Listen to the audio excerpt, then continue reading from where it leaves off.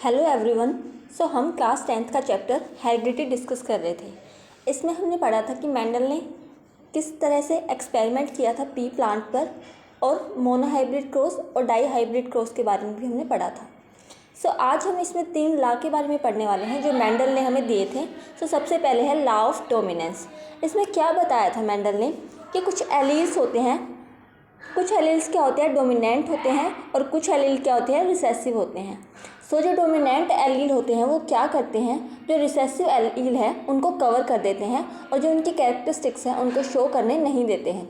जैसे हमने एग्जाम्पल में भी देखा था कि जैसे हमने क्या लिया था, एक प्लांट लिया था जिसकी हमने 2 कैरेक्टरिस्टिक्स ली थी। एक ली थी उसकी टोलनेस और दूसरी हमने उसकी ड्वार्फनेस ली थी, जिसको हमने कैपिटल टी और स्मॉल टी से डिनोट किया था। फिर जब हम इनका क्रॉस करवाते हैं हम इनका एक एक ट्रेट लेते हैं, जिसको हम जैसे हमने फर्स्ट वाले में से भी टी ले लिया और सेकंड वाले में से हम स्मॉल टी लेंगे, और जब हम इसका क्रॉस करवाएंगे तो हमें क्या मिलेगा, हमें टी और टी मिलता है। ये देखा था हमने। इसमें जो प्लांट फॉर्म होगा वो टोल होगा। इसमें क्या कर रहा है, जो ये टोल प्लांट है, जो रिसेसिव प्लांट है, उसको डोमिनेट कर देता है। लॉ ऑफ डोमिनेंस यही कहता है कि कुछ एलील्स ऐसे होते हैं जो क्या कर देते हैं, रिसेसिव एलील को डोमिनेट कर देते हैं। हमने एग्जांपल के थ्रू भी इसको समझ लिया है कि हमने क्या लिया था, एक प्लांट लिया है जिसकी हमने टोलनेस और ड्वार्फनेस देखी है। जब हमने उनको क्रॉस करवाया तो हमें क्या मिला, एक टोल प्लांट मिला, जबकि इसके पास तो रिसेसिव कैरेक्टर भी है, लेकिन जो प्लांट होगा वो टोल होगा। वो ऐसा इसीलिए होता है क्योंकि जो टोल प्लांट है वो क्या कर देता है, उसको रिसेसिव को डोमिनेट कर देता है, उसको उसकी कैरेक्टरिस्टिक्स शो नहीं होने देता है। लॉ ऑफ डोमिनेंस यही कहता है। आप इसको एग्जांपल के थ्रू भी समझा सकते हैं कि इसमें हम कैसे करते हैं। नेक्स्ट जो लॉ है वो है लॉ ऑफ सेग्रीगेशन। ये लॉ ऑफ सेग्रीगेशन हमें क्या बताता है कि जो एक ऑर्गेनिज्म है उसके पास 2 एलील होते हैं, लेकिन जब हम उनका क्रॉस करवाते हैं एक ही एलील क्या होता है, आगे आता है। इसमें भी हम सेम ही एग्जांपल लेके समझ सकते हैं। जैसे हमने ये टी टोल प्लांट के लिए डिनोट किया है, और ये स्मॉल ड्वार्फ प्लांट के लिए डिनोट किया है। ये जो एलील है हमेशा क्या होते हैं, पेयर में प्रेजेंट होते हैं, लेकिन जब ये क्रॉस करवाते हैं हम तो इसका एक टी आगे आता है, और जो स्मॉल वाला है उसका भी एक टी आगे आता है। फिर जब ये क्रॉस करते हैं तो क्या फॉर्मेशन होती है, टी और टी की फॉर्मेशन होती है। जब भी हम क्रॉस करवाते हैं जो पेयर है उनमें से सिर्फ एक ही जो ट्रेट है वो निकल के आता है। लॉ ऑफ सेग्रीगेशन हमें यही बताता है। जैसे हम एग्जांपल में भी दिखा रखा है, यहाँ पे हम येलो और जो ग्रीन कलर है उसकी बात कर रहे हैं। एक जो सीड है एक येलो कलर का है, दूसरा ग्रीन कलर का है। ये दोनों पेयर में प्रेजेंट थे, लेकिन जब हम इनका क्रॉस करवाते हैं F1 जनरेशन में क्या होता है, क्रॉस करवाते समय बस एक ही इनका जो कैरेक्टर है या ट्रेट है वही आता है। जैसे वाई में से सिर्फ वाई आएगा, और जो स्मॉल वाई है उनमें से एक वाई ही निकल के आता है, और बाद में हम इन दोनों को क्रॉस करवा देते हैं। F1 जनरेशन में हमें वाई और वाई मिल जाता है। ऐसे जब हम F2 जनरेशन करवाते हैं हम क्या करवाते हैं, जब इसका सेल्फ पोलिनेशन करवाते हैं वाई और स्मॉल वाई के साथ, तो हम क्या करते हैं, इसका एक वाई इसके वाई के साथ लेते हैं, मतलब इनका एक एक कैरेक्टर लेते हैं। ऐसे दोबारा फिर इसका एक वाई इसके वाई के साथ क्रॉस करवा देते हैं, फिर इस वाई का इसके साथ और इस वाई का इसके साथ क्रॉस करवा देते हैं। हम क्या करते हैं, जो एलील पेयर में प्रेजेंट होते हैं उनमें से सिर्फ एक ही कैरेक्टर को हम, जो आगे आता है उनमें से सिर्फ एक ही आता है। अब नेक्स्ट जो लॉ है वो है लॉ ऑफ इंडिपेंडेंट असॉर्टमेंट। ये लॉ हमें क्या बताता है, जैसे हम किसी भी प्लांट के 2 कैरेक्टर अगर लेते हैं, जैसे हमने एक प्लांट के टोलनेस और ड्वार्फनेस ले ली, ये एक कैरेक्टर हो गया, और जो दूसरा कैरेक्टर है उसमें हमने सीड का कलर ले लिया, येलो और ग्रीन कलर ले लिया। ये जो दोनों हमने कैरेक्टर लिए हैं ये एक दूसरे पर इंडिपेंडेंट होते हैं, एक दूसरे पर डिपेंड नहीं करते हैं। यही क्या बताता है हमें, लॉ ऑफ इंडिपेंडेंट असॉर्टमेंट हमें यही बताता है। जो ईच पेयर है ट्रेट का वो क्या होते हैं, एक दूसरे पर इंडिपेंडेंट होते हैं। जैसे हम एग्जाम्पल में भी देखते हैं, हमने क्या करवाया था, ये एक राउंड सीट था, एक रिंकल्ड सीट था। जब हमने इनकी F1 जनरेशन दिखाई तो हमें RR और YY मिला। उसके बाद जब हम इनकी F2 जनरेशन निकालते हैं, मतलब इनका सेल्फ पोलिनेशन करते हैं, सो जो ये दोनों कैरेक्टर हैं एक दूसरे पर बिल्कुल भी डिपेंड नहीं होते, क्योंकि मतलब कोई भी ऐसी कंडीशन नहीं होती कि जो राउंड सीड है वो रिंकल्ड के साथ ही आएगा, या फिर राउंड जो सीड है वो येलो कलर के साथ शो करेगा, ग्रीन कलर के साथ शो नहीं कर सकता है। सो ऐसी कोई भी कंडीशन नहीं है, कोई किसी के भी साथ आ सकता है। राउंड सिर्फ येलो के साथ नहीं आएगा, वो ग्रीन के भी साथ आ सकता है। ऐसे ही जो रिंकल्ड सीड है वो सिर्फ येलो कलर के साथ ही नहीं आएगा, ग्रीन कलर के साथ भी आ सकता है। जैसे हमने फिनोटाइपिक रेशो में दे रखा है कि जो राउंड और येलो है वो 9 टाइप के दिखा रखे हैं, राउंड और जो ग्रीन है वो 3 आए हमारे, और जो रिंकल्ड और येलो है वो भी 3 आए, और जो रिंकल्ड और ग्रीन है वो 1 आए। सो ये जो कैरेक्टर हैं इनके एक दूसरे पर इंडिपेंडेंट है। मतलब जो हमने 2 कैरेक्टर लिए थे, एक हमने कलर वाला कैरेक्टर लिया और दूसरा हमने टोलनेस और ड्वार्फनेस वाला कैरेक्टर लिया एक प्लांट का, तो वो दोनों कैरेक्टर क्या होंगे, एक दूसरे पर डिपेंड नहीं करते हैं, इंडिपेंडेंट होते हैं। सो हमने तीनों लॉ को डिस्कस कर लिया है। अब उसके बाद है how do trades get expressed. जो ट्रेड्स हैं वो कैसे अपने आप को एक्सप्रेस करते हैं। ये एक्सप्रेस का मतलब कुछ ही नहीं होता, बस यही होता है कि ये कैसे जो ट्रेड्स हैं आगे अगली जनरेशन में ट्रांसफ़र करते हैं। सो उसी को हम क्या बोलते हैं, एक्सप्रेस करते हैं।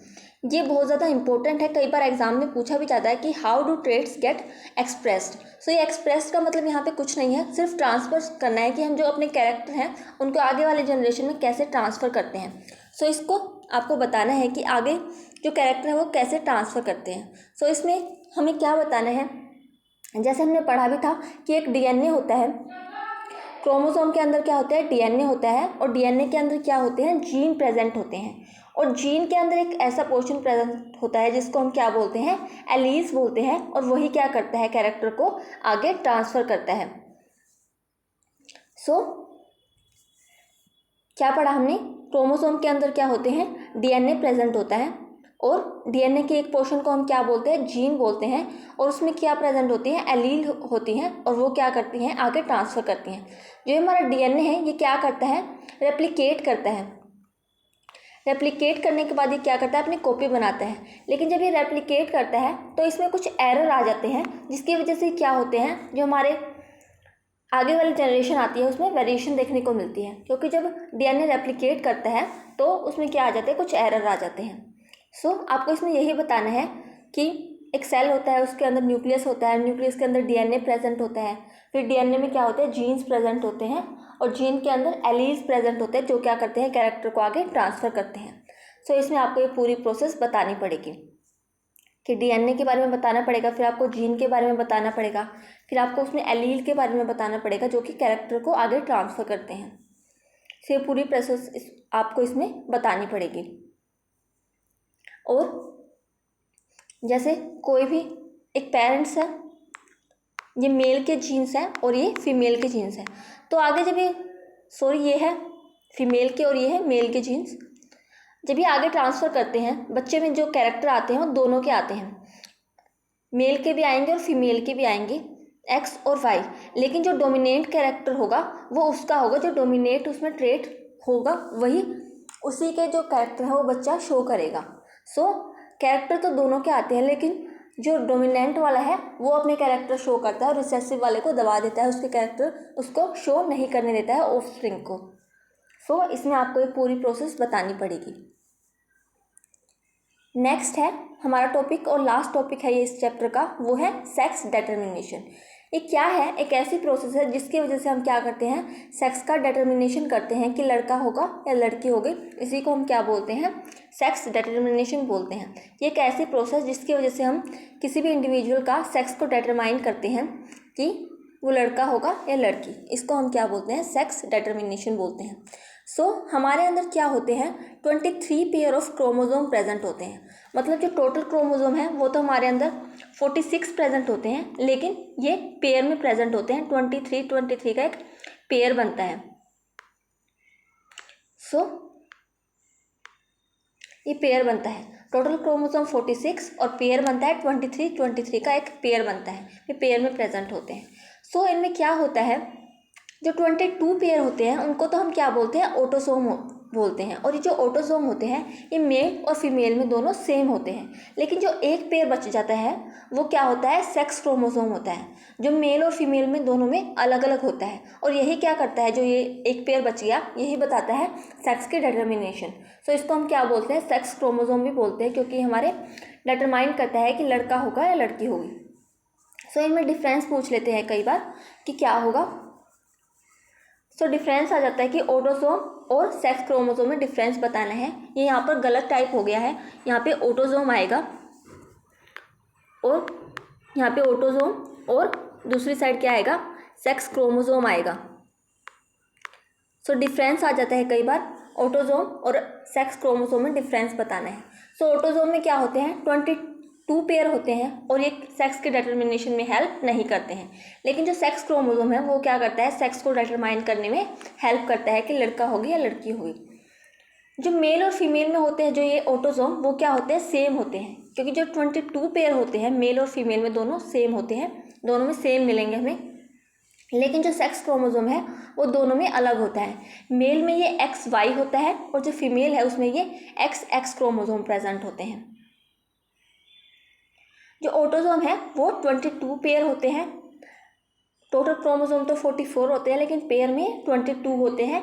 और जो सेक्स क्रोमोसोम है वो एक पेयर होता है। इसमें जो सेक्स डिटर्मिनेशन है वो हम कैसे पता चलता है लड़का होगा या लड़की, तो क्या कैसे देखते हैं हम, जैसे मेल में क्या प्रेजेंट होता है, X और Y क्रोमोसोम प्रेजेंट होता है, और जो फीमेल होती है उसमें क्या प्रेजेंट होता है, XX क्रोमोसोम होता है। आगे जाके क्या होता है, ये अपना जो फीमेल है वो तो अपना एक X दे देगी, कोई सा भी X दे देगी, हमें कोई फ़र्क नहीं पड़ता। लेकिन जो फीमेल वाला है उसको या तो अपना X देना पड़ता है या फिर Y देना पड़ता है। अगर मेल अपना तो क्या फॉर्मेशन होगी, XX की फॉर्मेशन होगी। और XX का XX से क्या बनता है, फीमेल में होता है XX, तो क्या बन जाएगा हमारा, लड़की पैदा होगी। लेकिन अगर जो मेल वाला है वो X की जगह अपना Y क्रोमोसोम देता है, सो क्या फॉर्मेशन होगी हमारी, XY की फॉर्मेशन होगी, जिससे क्या पैदा होगा, लड़का पैदा होगा। सो हम ऐसे निकालते हैं कि जो मेल और फीमेल है, कैसे पता चलेगा सेक्स की डिटर्मिनेशन लड़का होगा या लड़की, कि अगर मेल अपना X देता है और फीमेल तो X ही दे सकती है, सो XX बनेंगे पेयर और क्या बनेगा, लड़की पैदा होगी। लेकिन अगर मेल अपना Y क्रोमोसोम देता है और फीमेल तो X ही देती है, तो बाद में जो F1 जनरेशन बनेगी उसमें XY क्रोमोसोम बनेंगे, जिससे लड़का पैदा होगा। तो हम जो सेक्स की डिटर्मिनेशन है वो किसके ऊपर डिपेंड करती है, मेल के ऊपर डिपेंड करती है, क्योंकि मेल को ही अपना X या Y क्रोमोसोम देना होता है। अगर ये अपना X क्रोमोसोम देगा तो लड़की बनेगी, और अगर ये Y देगा तो लड़का पैदा होगा। सो ये मेनली किस पे डिपेंडेंट करता है कि लड़का पैदा होगा या लड़की, ये मेल पे डिपेंडेंट करता है। सो हमने सेक्स डिटर्मिनेशन भी पढ़ लिया है। आप जैसे इसमें देख सकते हैं डायग्राम में, मेल के पास क्या होते हैं, X और Y क्रोमोसोम होते हैं, और जो फीमेल है उसके पास दोनों XX क्रोमोसोम होते हैं। सो जब हम इनका क्रॉस करवाते हैं तो इसका एक आता है नीचे, और जो फीमेल है उनका भी हम एक लेते हैं। तो फीमेल तो अपना X ही दे सकते हैं क्योंकि इसके पास दोनों सेम है। लेकिन जो मेल है वो अपना X या Y देगा। अगर ये X देता है तो क्या बनेगा, XX बनेगा, और क्या पैदा होगी, जो ऑफस्प्रिंग होगा वो फीमेल होगी। लेकिन अगर ये अपना Y क्रोमोसोम देता है तो क्या होगा, XY बनेगा, जिससे जो ऑफस्प्रिंग है वो क्या बनेगा, मेल बनेगा।